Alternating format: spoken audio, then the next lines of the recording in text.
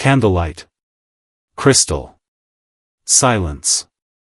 And a waitress who knew 17 ways to kill everyone at the table before dessert arrived. The Korean Mafia boss was supposed to walk away with $50 million. A simple deal, territory for money, power for peace. Park Min-joon would shake hands with Dominic Vane, and both men would leave richer, safer, untouchable. Instead, Min-joon's eyes found the trembling woman in the corner. The one Vane kept drugged and desperate. The one pretending to be invisible while cataloging every exit, every weapon, every threat in the room. Helena had 48 hours before her body shut down completely. 48 hours before the chemical leash Vane had wrapped around her nervous system strangled the life out of her. The countdown was already ticking, her hands already shaking, her options already narrowing to a single, desperate choice. One napkin. One word. Everything changed. Welcome, my fierce hearts and midnight souls. If you've been riding with me, don't forget to subscribe, like and comment. Buckle in tight, because you're about to witness a collision between a woman with 2 days to live and the tiger of Seoul who just made the most dangerous choice of his life. Min-joon thought he was negotiating for port territory. $50 million on the table. Business as usual in a world built on blood and money. But when Helena's trembling hand wrote one desperate word on that white linen napkin, when Min-joon's sharp eyes caught what no one else saw, the tactical awareness, the lethal training, the quiet desperation of someone out of options, the entire game changed. He thinks he's saving a broken waitress. He has no idea he just brought a trained killer into his inner circle. She thinks he's her last chance at survival. She has no idea he sees exactly what she is. Two predators circling each other in a room full of prey. I want her instead. For words that stopped the room cold. For words that turned a $50 million negotiation into something far more dangerous. For words that made Dominic Vane laugh like Min-joon had just told the world's funniest joke. But Min-joon wasn't joking. And Helena? She was about to find out if she'd just been rescued or claimed. Hit that like button like it's the trigger on the gun you didn't know she had. Subscribe because your obsession starts right now. This story doesn't end when the screen goes dark, it lives in your head rent-free. Smash that notification bell because in this world, in their world, hesitation gets you killed and loyalty is the rarest currency of all. Now let's watch a $50 million deal fall apart over one word written on a napkin. Let's watch the tiger of Seoul choose a weapon over wealth. Let's watch Helena decide if trust is worth the risk when she's got nothing left to lose but the 48 hours she has left to live. The countdown has started. The game has changed. And neither of them is walking away unchanged. The Baccarat crystal decanter was worth $12,000. Helena knew because she'd memorized the inventory of Le Ciel Noir during her first week, every piece catalogued, every value assessed, every object evaluated for its potential as a weapon. Her hands moved with practiced precision as she arranged the private dining room, but beneath the starched black and white uniform, her body was staging a quiet rebellion. The tremor started in her left hand. Subtle. A frequency only she could feel. 46 hours since her last dose. Helena paused at the mahogany sidebar, fingers resting against the cool wood as she steadied herself. Through the floor-to-ceiling windows, the city sprawled below in a glittering constellation of light and steel. Somewhere out there, people were living ordinary lives. Going home to families. Making plans for tomorrow. She didn't have tomorrow. Not unless she could get to Vane's private safe in the next 2 days. The neurosuppressant, Vane called it vitamins, with that cruel smile of his, was burning out of her system on a precise, clinical timeline. She'd researched the compound extensively during the rare moments she could access the estate's computers. Military-grade dependency protocol. Designed to keep operatives docile and desperate. First came tremors. Then muscle spasms. Then seizures. Then complete nervous system failure. She had run the calculation 17 times. 46 hours. Maybe 48 if her metabolism cooperated. After that, her body would shut down whether she was ready or not. Helena adjusted the placement of wine glasses with steady hands that betrayed nothing of the chaos beneath her skin. Control was survival. She'd learned that lesson years ago, in a concrete room that smelled of antiseptic and cordite, where instructors with dead eyes taught her 17 different ways to kill a person with her bare hands. Subject 0, they'd called her. The ghost who didn't miss. Now she was just Helena. Professional server at an upscale restaurant. Invisible. Disposable. Exactly what Dominic Vane wanted her to be. The private dining room occupied the entire top floor of Le Ciel Noir, a restaurant that catered to the kind of wealth that didn't need to announce itself. The decor was understated elegance, mahogany and marble, soft lighting that cost more than most people's cars, silence so complete it felt like luxury itself. Helena moved along the perimeter of the room, checking sight lines out of habit. 3 exits, main elevator, service stairs, emergency fire escape through the kitchen. Windows reinforced but not bulletproof. Distance to the street, 22 floors. Survivable only with equipment she didn't have. She catalogued it all with the methodical precision that had been beaten into her cellular memory. Assess. Adapt. Survive. The tremor spread up her forearm. Helena clenched her teeth and continued setting the table. 6 place settings. Vane had been explicit in his instructions this morning, his hand tight on her wrist as he delivered them. Very important guests tonight, he'd said, his grip just shy of painful. I need you perfect. Invisible. If you embarrass me, if you breathe wrong. He'd trailed off, but the threat was clear. No dose. No tomorrow. She nodded. Played the obedient servant. It was the role she'd perfected over 3 years of captivity disguised as employment. But tonight was different. Tonight, she was supposed to be 3 buildings over. Rifle assembled on a rooftop overlooking the harbor. Target, a shipping magnate with ties to human trafficking. Extraction point secured. Mission parameters clear. Instead, Vane had summoned her here. Specifically for this meeting. And when Dominic Vane summoned, refusing meant questions Helena couldn't answer without compromising everything. The elevator chimed. Helena straightened, smoothing her uniform, her expression settling into the bland professionalism that made people look right through her. This was her greatest weapon now. Not her marksmanship or her hand-to-hand combat training, but her ability to become furniture. Background. Nothing. The doors opened. Dominic Vane entered first. Mid-50s, silver hair swept back from a face that would have been handsome if cruelty hadn't carved itself into every line. Custom suit. Italian leather shoes. The kind of polish that money could buy but character couldn't. He owned Le Ciel Noir. He owned the building it occupied.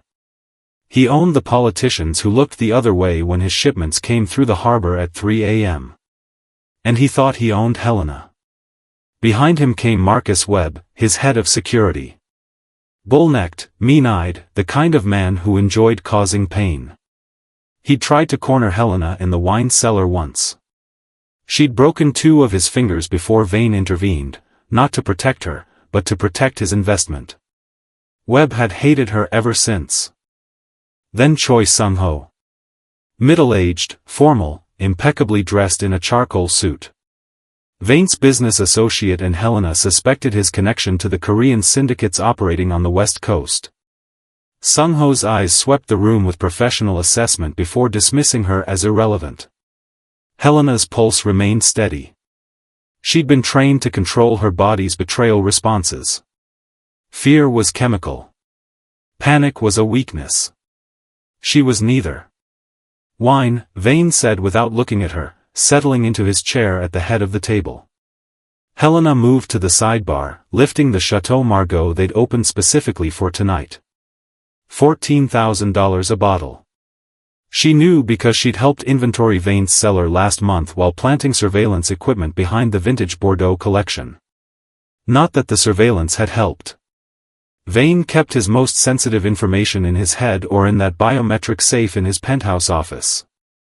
The safe that held the only supply of the drug kept her alive. She poured for Vane first. The tremor threatened again, but she suppressed it through sheer force of will. The wine filled his glass in a perfect arc, not a drop spilled. "Our guest should be arriving any moment," Vane said to Sung-ho, swirling his wine. "I trust everything is prepared on your end?" "Everything," Sung-ho confirmed. His English was accentless, precise. "Mr. Park is very interested in your proposal." Park. Helena's mind automatically accessed the files she'd memorized during her years of intelligence work. Common Korean surnames. But combined with Mr. and the weight Sung-ho put on it, there was only one possibility. Park Min-joon. The Tiger of Seoul. Helena's hand tightened imperceptibly on the wine bottle. She'd studied his file 8 months ago when he first appeared on the West Coast. 34. Heir apparent to one of the most powerful Korean crime syndicates operating in North America. Classically trained in 3 martial arts. Fluent in 5 languages. Rumored to have orchestrated the disappearance of 7 rival operators without leaving enough evidence to fill a thimble. The photographs in the file hadn't revealed much: a man in expensive suits at charity galas, always in the background, never the center of attention. But the intelligence reports painted a different picture. Dangerous. Strategic. Patient. And now he was coming here. Helena returned to the sidebar, mind racing through implications. If Vane was negotiating with Park Min-joon, it meant territory. It meant expansion. It meant Vane was consolidating power in ways that would make him even more untouchable than he already was. The elevator chimed again. Helena turned with the rest of them, wine bottles still in hand. The doors opened, and Park Min-joon stepped into the room. The photographs hadn't prepared her for the reality of him. He moved like someone who understood violence on a cellular level, not the brutish aggression of men like Webb, but the controlled precision of someone who'd studied death as both art and science. Mid-30s, exactly as the file indicated. Black hair swept back from a face all sharp angles and sharper focus. Charcoal suits that probably cost more than most cars. But it was his stillness that struck her. The way he occupied space without dominating it. The sense that he was always aware of everything in his environment. His eyes swept the room in one economical movement. Not looking, assessing.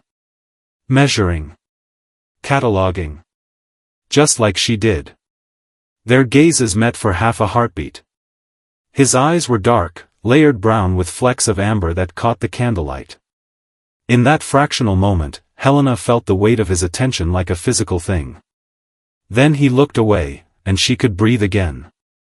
"Mr. Park." Vane stood, extending his hand with a smile that didn't reach his eyes. "Welcome.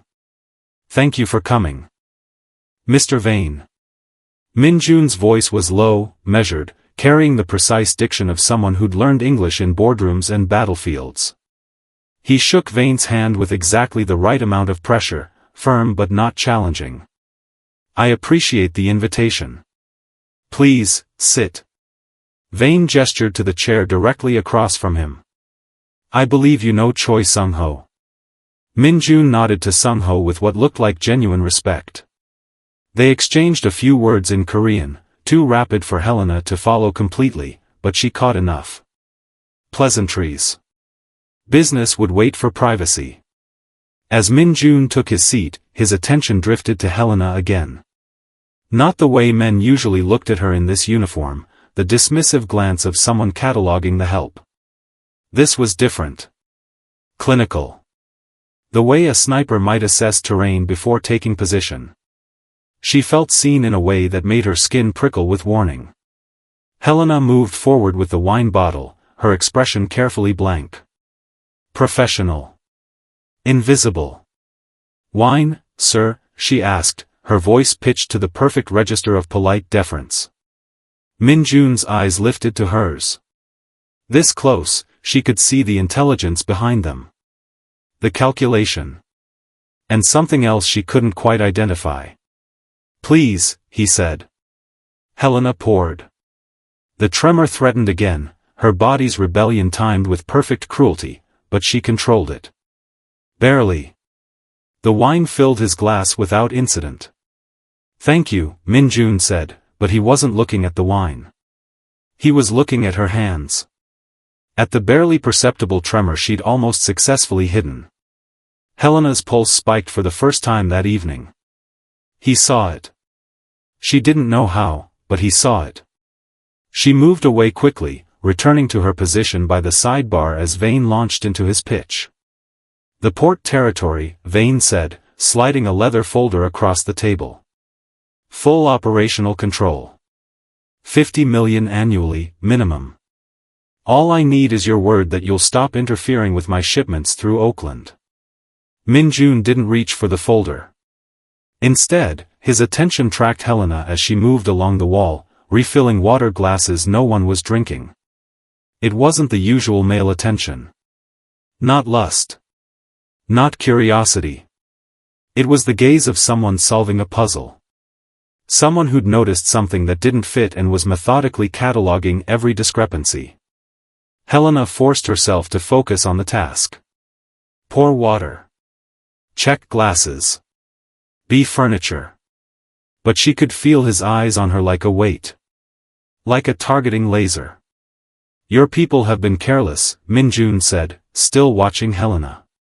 3 shipments intercepted in 2 months. The feds are circling. "Isolated incidents," Vane said dismissively. "Which is why I'm offering you this generous partnership. Take the port. Increase your revenue stream. Everyone wins." Helena reached the sidebar where a second decanter waited. The tremor was spreading, crawling up her forearm like electricity. She had to clench her jaw to keep her hands from shaking visibly. 46 hours. Maybe less now. The stress was accelerating the withdrawal. Behind her, she heard Webb make a sound of disgust. "Can't even hold a damn glass steady," he muttered, loud enough for everyone to hear. Pathetic. The words barely registered. Helena had endured worse. Was currently enduring worse. Webb's cruelty was nothing compared to the war her body was waging against itself. But something shifted in the room's atmosphere. "Perhaps the young woman needs a break," Min-joon said quietly. The suggestion cut through the conversation like a blade. Vane's smile tightened. Sung-ho's eyes narrowed fractionally. Webb looked confused. "She's fine where she is," Vane said, his voice carrying an edge of warning. "Pour the wine, Helena." Helena moved to comply, lifting the Chateau Margaux with hands that trembled despite every ounce of control she'd been trained to maintain. 46 hours. The countdown ticked in her head like a bomb. She approached the table, the bottle steady through sheer force of will. Each step measured. Each breath is controlled. And all the while, Park Min-joon watched her with eyes that saw too much. Helena reached for Sung-ho's glass. The tremor intensified. Her hand shook, just for a second, just a fraction, but it was enough. The wine splashed. Not much. Just a few drops that darkened the white tablecloth like blood spatter. The room went silent. Helena's training screamed at her to apologize, to defer, to become smaller. But another part of her, the part that was still Subject Zero, still the ghost who didn't miss, remained perfectly still. "My apologies," she said, her voice flat and emotionless. Vane's face darkened. "Clean it up." She reached for a cloth napkin, but Min-joon's hand was already there, covering the stain with the linen. "No harm done," he said, looking directly at Helena. Not at the spill. At her. In his eyes, she saw recognition. Not of who she was. But of what she was. The moment stretched, suspended like a held breath. Then Vane laughed, breaking the tension with forced joviality. See? This is why I'm offering you the deal, Park.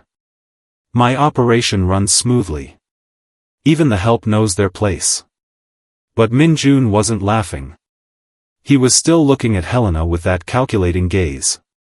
And Helena realized, with a cold certainty that settled in her bones, that tonight had just become far more dangerous than she'd anticipated. Because the tiger of Seoul had seen through her mask. And she had no idea what he planned to do about it. Vane's voice filled the room like expensive cologne, overwhelming and impossible to ignore. The port territory represents a 20% increase in operational capacity. With your distribution network and my infrastructure, we're looking at 50 million annually. Conservative estimate. Helena moved along the perimeter, refilling water glasses that didn't need refilling. Her hands were steady now, the tremor suppressed through sheer willpower and years of training that had taught her to function through pain, exhaustion, and the kind of fear that made ordinary people freeze. But Min-joon's attention followed her movement like a spotlight she couldn't escape. He sat with the stillness of someone completely comfortable with silence, his fingers resting loosely on the stem of his wine glass. Not drinking. Just holding it with the casual grace of a man who knew exactly how much force it would take to turn a crystal into a weapon. Helena had seen men like him before. In briefing rooms and kill houses. The ones who didn't need to prove anything because their reputation preceded them like a shock wave. The Tiger of Seoul. She catalogued what she knew: 3 martial arts, 5 languages, 7 disappearances. But the file had failed to capture the intelligence in those dark eyes. The way he seemed to be conducting his own assessment of the room, measuring angles and distances just like she did. Your previous partners, Min-joon said, his voice cutting through Vane's sales pitch with surgical precision, where are they now? Vane's smile didn't falter. Retired. Wealthy. Living their best lives in places with excellent weather and no extradition treaties. Convenient. The single word carried weight. Judgment. Sung-ho shifted slightly in his seat, the first sign of tension Helena had seen from him all evening. Helena reached the sidebar, her back to the table as she arranged bottles that didn't need arranging. In the window's reflection, she looked at Min-joon's profile. The sharp line of his jaw. The way his gaze drifted from Vane to her and back again, as if he were comparing 2 sets of data that didn't match. He knows, a voice whispered in her head. Not everything, but enough. The Oakland situation is resolved, Vane continued, leaning forward with the confidence of a man who'd never been told no. My contacts in the harbor master's office have been recalibrated. Your shipments will move through without interference. All I need is your word that you'll stop undercutting my prices in the southern territories. Min-joon's fingers moved on the wine glass, a subtle rotation that caught the candlelight. And what guarantee do I have that this partnership will be more successful than your previous arrangements? My word. Vane spread his hands. In our world, that's worth more than any contract. Helena's hands trembled again, a muscle spasm this time, deeper, more concerning. 45 hours, maybe less. Her body was accelerating the timeline, stress compounds making the withdrawal progress faster than her calculations predicted. She gripped the edge of the sidebar, knuckling white against dark wood. When she looked up, Min-joon was watching her in the window's reflection. Their eyes met in glass and shadow, and for a heartbeat, Helena saw something that terrified her more than Vane's cruelty or Webb's brutality. Recognition. Not the recognition of someone who knew her name or her face. But the recognition of one predator identifying another. The way a wolf might pause when it caught the scent of something that didn't belong, something that was trying very hard to smell like prey. Min-joon turned back to Vane, his expression unchanged. I'll need to review the port schedules. Operational details. Personnel files. Of course. Vane snapped his fingers without looking. Helena, bring Mr. Park the portfolio from my office. Helena's pulse remained steady even as her mind raced through implications. Vane's office meant the penthouse level. 3 floors up. Biometric locks she couldn't bypass. And the safe that held the only supply of the drug keeping her alive. This might be her only chance. "Yes, sir," she said, her voice the perfect pitch of obedient deference. She moved toward the elevator, feeling Min-joon's gaze follow her across the room like a hand pressed against her spine. The doors closed, sealing her in brushed steel and her own reflection. In the mirror, Helena saw what Min-joon must have seen, a woman in a server's uniform with posture too perfect, movements too controlled, eyes too aware. A weapon pretending to be furniture. The elevator climbed, and with each floor, Helena's certainty crystallized. The tiger of Seoul had seen through her mask. And she had no idea if that made him her salvation or her executioner. Helena returned from Vane's office empty-handed. The portfolio had been a test, one more way for him to demonstrate control. The safe had remained locked, its biometric scanner blinking red in the darkness like a countdown of its own. 45 hours now. Maybe less. She moved back into the dining room with a crystal water pitcher, her movements automatic, muscle memory carrying her through the motions while her mind calculated probabilities and outcomes. All of them are bad. Vane was deep in negotiation now, his voice smooth as aged whiskey as he painted pictures of profit margins and territorial expansion. Min-joon listened with that same unsettling stillness, his wine glass untouched, his attention divided between Vane's pitch and Helena's careful circuit of the room. She approached the table to refill water glasses no one had touched.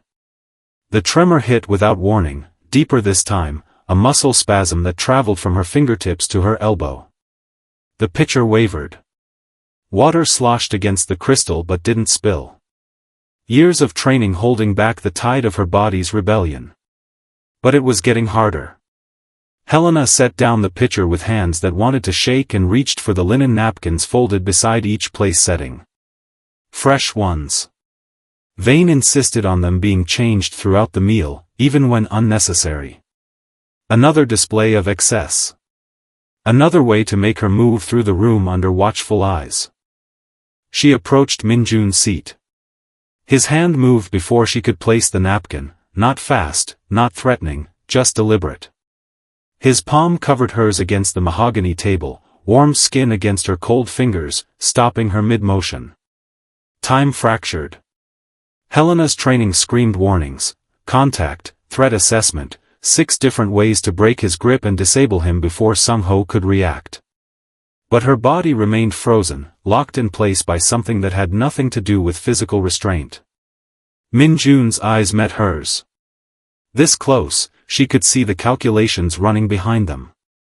The same tactical assessment she performed 100 times a day. He was reading her the way she'd been trained to read targets, body language, micro-expressions, the truth that people's bodies told when their mouths lied. His thumb brushed against her knuckles. Not intimate. Clinical. Feeling the tremor she couldn't hide. Then his gaze dropped to her fingertips where they pressed against the white linen. To the calluses that no amount of hand cream could fully soften. The ones that marked thousands of hours on a trigger. Helena's pulse hammered against her throat. He knew. Not her name. Not her handler. Not the specifics. But he knew what she was. The moment stretched like a wire pulled taut. Vane's voice droned on about shipping schedules and profit margins, but it was just noise. White noise. The only thing that existed was Min-joon's hand covering hers and the question burning in his eyes. Helena made a choice. She had 45 hours. No allies. No backup. No way to access the safe that held her survival. Every protocol she'd ever learned said to maintain cover, to pull back, to disappear into her role as furniture and wait for an opening that would never come. But Subject Zero had been trained for impossible missions. Her fingers moved beneath his. Tiny movements. Precise. Writing on the linen napkin trapped between their hands. 4 numbers. 4-8. Min-joon's expression didn't change, but his grip tightened fractionally. Acknowledgement. Understanding. Helena's hand trembled again, not from withdrawal this time but from the enormity of what she'd just done. She'd broken every rule. Revealed herself to a man who could use that information to destroy her. Or worse, to control her the way Vane did. But she was out of time and out of options. Min-joon released her hand slowly, his fingers trailing away with deliberate care. He lifted the napkin, unfolding it with movements so casual that anyone watching would think he was simply adjusting his place setting. His eyes found the numbers. Then lifted to her face. In that gaze, Helena saw recognition crystallize into certainty. He understood the tremor now. The desperation beneath her professional mask. The tactical awareness that didn't belong to someone who simply poured wine for a living. He saw a weapon someone had broken. A countdown. A woman with 48 hours to live. And weapons didn't write desperate numbers on napkins unless they were completely out of options. Min-joon folded the napkin carefully and placed it in his jacket pocket. His expression remained neutral, but something had shifted in the set of his shoulders. A decision was made.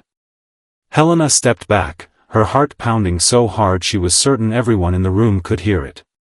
She just gambled everything on the possibility that the Tiger of Seoul might be exactly what his reputation suggested, dangerous, yes, but operating by a code that men like Vane would never understand. The code that said some things were worth more than money.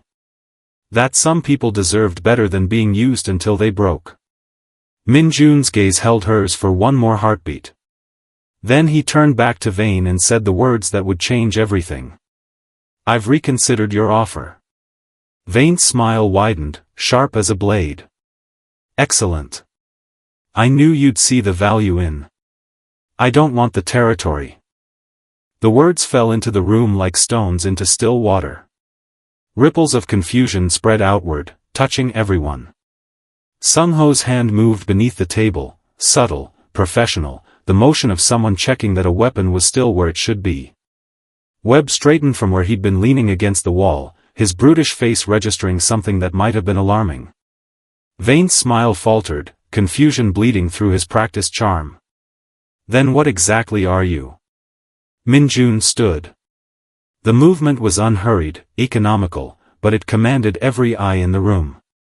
He crossed to where Helena stood frozen by the sidebar, each step deliberate, measured. A predator closing distance. He stopped close. Close enough that Helena could smell his cologne, sandalwood and smoke, expensive and understated. Close enough that she had to tilt her head slightly to maintain eye contact. His presence filled her awareness like a physical force. Not threatening. Not yet. But undeniably dangerous. "I want her instead." Silence crashed over the room. Then Vane laughed. Deep, genuine amusement that built until it filled the space between them. "The waitress? Park, I thought you were serious about." "I am." Min-joon's voice cut through the laughter like a blade through silk. "You offered me anything I wanted. I'm choosing her." The laughter died. Vane studied Min-joon with new wariness, searching for the angle, the trap, the hidden play. "She's nobody. Damaged goods. Why the hell would you want? That's not your concern." Min-joon's tone held no room for negotiation. "You made an offer. I'm accepting. Do you stand by your word, or should I inform our mutual associates that Dominic Vane's promises are meaningless?" The threat hung in the air like cordite. In their world, reputation was currency. A man whose word couldn't be trusted was a man who couldn't do business. Vane's entire empire rested on the sanctity of his agreements, on the belief that when he made a promise, he kept it. Helena watched the calculation play across Vane's face. Pride warring with pragmatism. The loss of a disposable asset against the loss of everything. "You're insane," Vane said finally, but his voice had lost its edge. "She can't even pour wine without shaking. She's worthless." Then you won't mind losing her. Vane's eyes narrowed. He looked at Helena, really looked at her for the first time in months.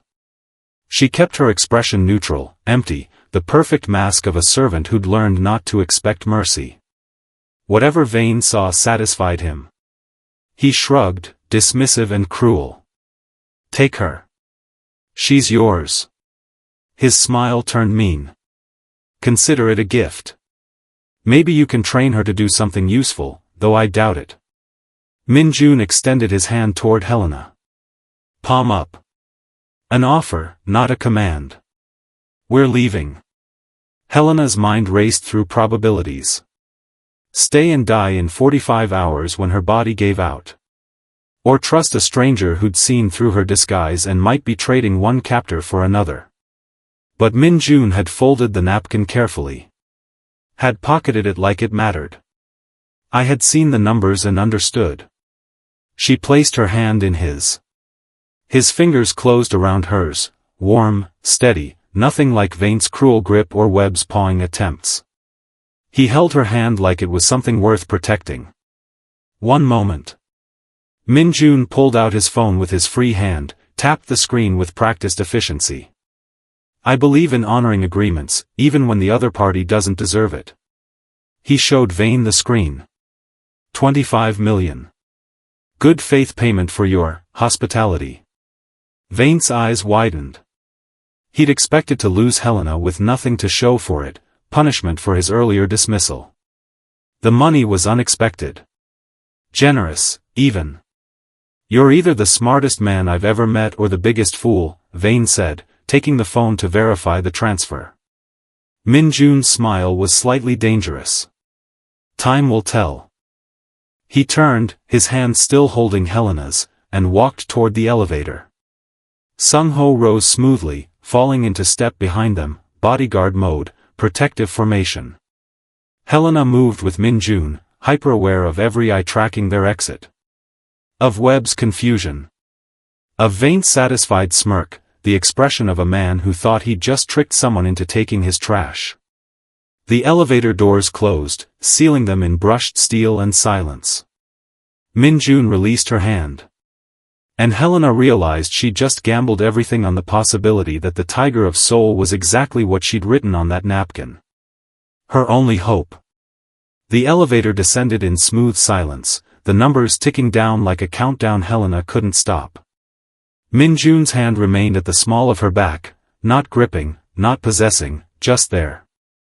A constant presence that her tactical mind registered as protective rather than threatening, though she couldn't afford to trust that assessment. Sung-ho materialized in the lobby as they exited, falling into step 3 paces behind them. Professional distance. Bodyguard formation. The night air hit Helena's face like a slap, cool and sharp after the restaurant's candlelit warmth. Min-joon guided her toward a black sedan idling at the curb, its tinted windows reflecting the city's neon glow like dark mirrors. The interior smelled of leather and something subtle, sandalwood, maybe cedar. Expensive. Clean. Nothing like the cloying cologne Vane favored or the antiseptic sting of the spaces where she'd been trained to kill. Min-joon slid in beside her. Sung-ho took the driver's seat without a word. The city began to move past the windows in streaks of light, red taillights, white headlights, the occasional splash of neon from late-night shops. Each mile took Helena farther from Vane's reach, from the pills locked in his safe, from certain death in 44 hours. But closer to what? Her mind worked through probabilities. Escape routes, 2 doors, bulletproof glass she couldn't break, child locks likely engaged. Threats, Min-joon within arm's reach, Sung-ho armed and trained. Her condition, tremors worsening, probably 30 minutes before the next wave hit. Min-joon sat perfectly still, hands resting on his knees. Not relaxed, she recognized the controlled tension of someone always ready to move. They were alike in that way. The silence stretched until Helena couldn't bear it anymore. Why? The word came out raw, stripped of the professional polish she'd maintained for 3 years. Her real voice. Subject Zero's voice. Min-joon's hands tightened on his knees, leather creaking under pressure. He didn't look at her, just watched the city blur past. "I know what it looks like when someone is dying slowly," he said finally. His voice carried weight, old pain carefully contained. "I've seen it before." A pause. Then, "And I know what it looks like when someone dangerous is pretending to be harmless." Helena's breath caught. "The tactical awareness," he continued, still not looking at her. "The way you mapped exits. The controlled movements. The desperation underneath." He turned then, his dark eyes finding hers in the passing streetlight. "The napkin confirmed what I suspected. You're not a waitress. You're a weapon someone broke and threw away." She could lie. Should lie. But the tremor was starting in her left hand again, and time was a luxury she didn't have. "I have less than 48 hours before my body shuts down," Helena said. The admission tasted like surrender. "Vane's been dosing me with something. Keeping me dependent." She met his gaze directly. "What do you want from me?" Min-joon studied her for a long moment. "Right now? Nothing. First, we keep you alive. Matter of fact. Clinical. Not a rescue, but a transaction with terms to be negotiated. I have resources. Medical contacts. We'll figure out what he gave you and how to counteract it." He paused, and something shifted in his expression. "After that, we'll see what you choose to become." The sedan pulled up to a sleek high-rise, all glass and steel reaching toward the sky. Sung-ho opened her door. A woman waited in the lobby, late 50s, professional suit, medical bag. "This is Dr. Yoon," Min-joon said. "She's discreet. She'll run tests and start treatment." Helena stepped out of the car and into uncertainty. But uncertainty, she realized, was better than the certainty of dying in Vane's cage. The penthouse breathed in ways Vane's spaces never had. Warm amber lighting instead of harsh fluorescence. Furniture that looked lived in rather than staged. Floor-to-ceiling windows revealing the city's sprawl below, not a view to display wealth, but one that suggested freedom. Helena catalogued it all through a haze of deteriorating focus. 42 hours. Maybe less now. Dr. Yoon worked with efficient precision, her hands steady as she drew blood, attached monitors, and ran diagnostics on equipment she'd pulled from a compact medical case.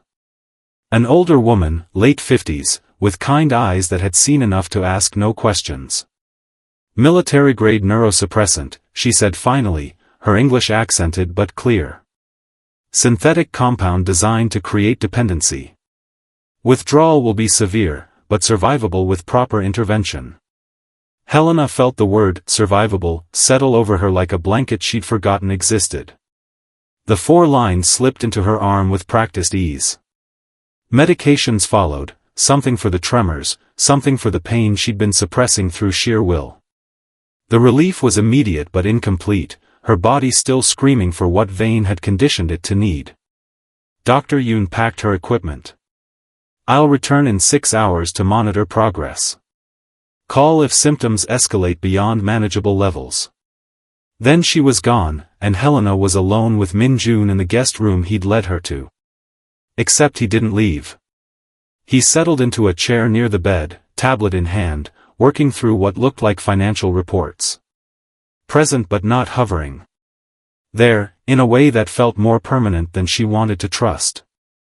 "Why are you still here?" The question escaped before Helena could stop it. Vulnerability she couldn't afford.